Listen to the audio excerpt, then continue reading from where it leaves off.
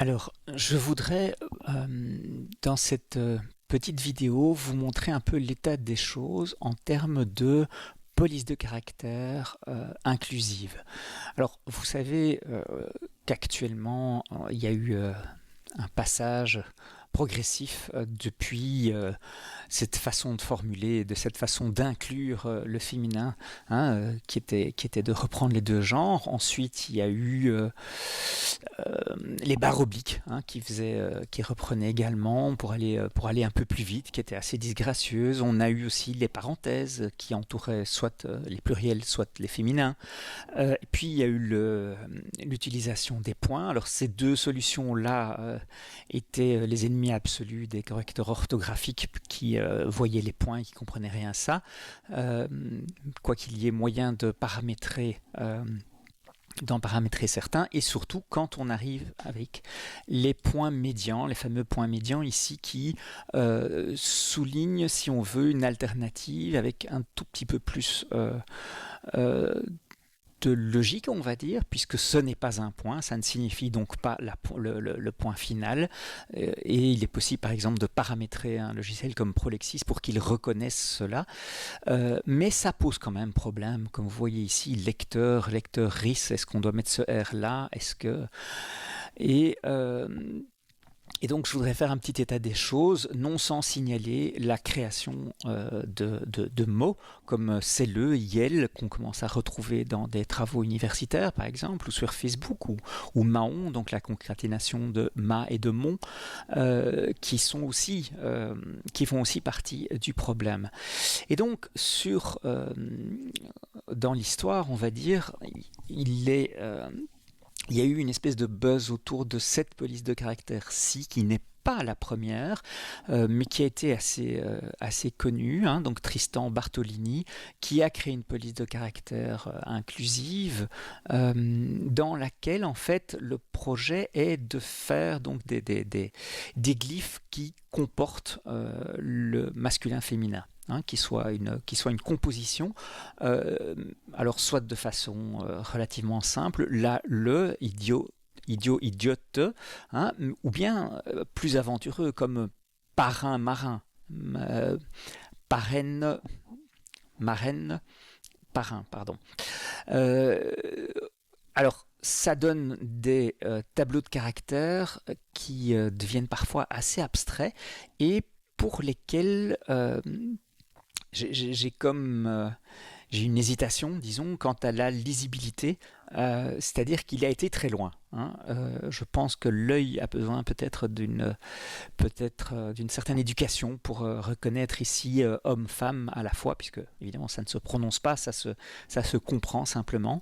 Alors en même temps, quasiment que les travaux de Bartolini, le site Genderfluid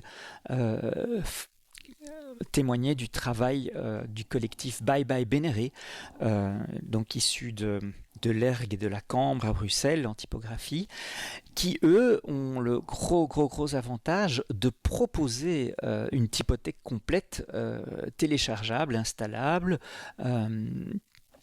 Donc plusieurs typographes ont créé ça, c'est très intéressant.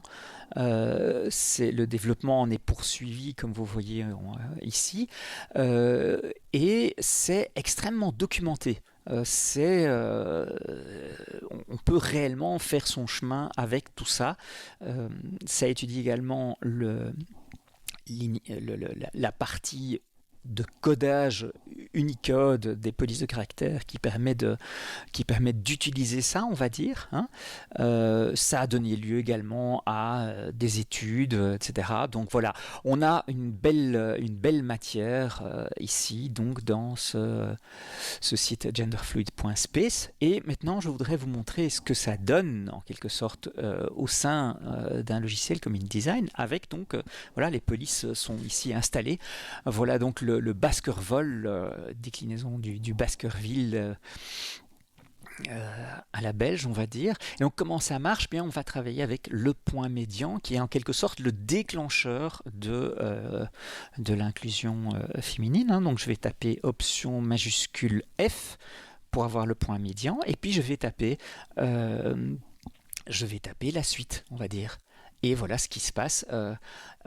La fonction liga de OpenType va chercher, donc quand il trouve la séquence point médian ici, il va chercher donc un autre glyphe, une autre lettre. Hein. C'est très puissant. Comme vous voyez ici, ça marche pas mal. Toujours donc, je suis toujours en train de taper juste des points médians pour déclencher ceci. Alors ceci, par exemple, c'est relativement aventureux. Non, je dois faire comme ceci. Celui-ci qui donne quasiment un mot valise. Celui-ci qui est très beau parce que il fait apparaître un accent pour signifier en même temps le masculin et le féminin. Et celui-ci aussi qui donne très bien.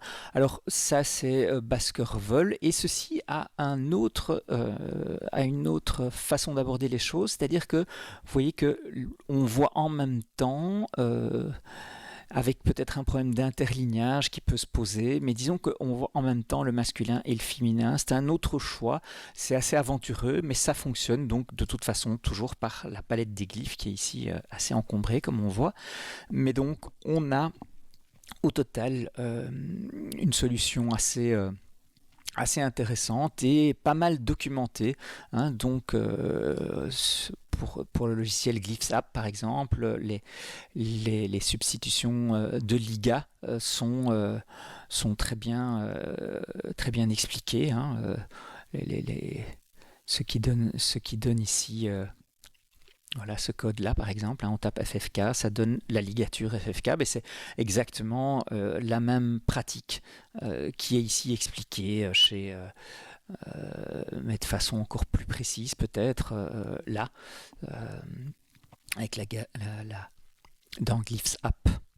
Voici donc pour ce rapide tour d'horizon.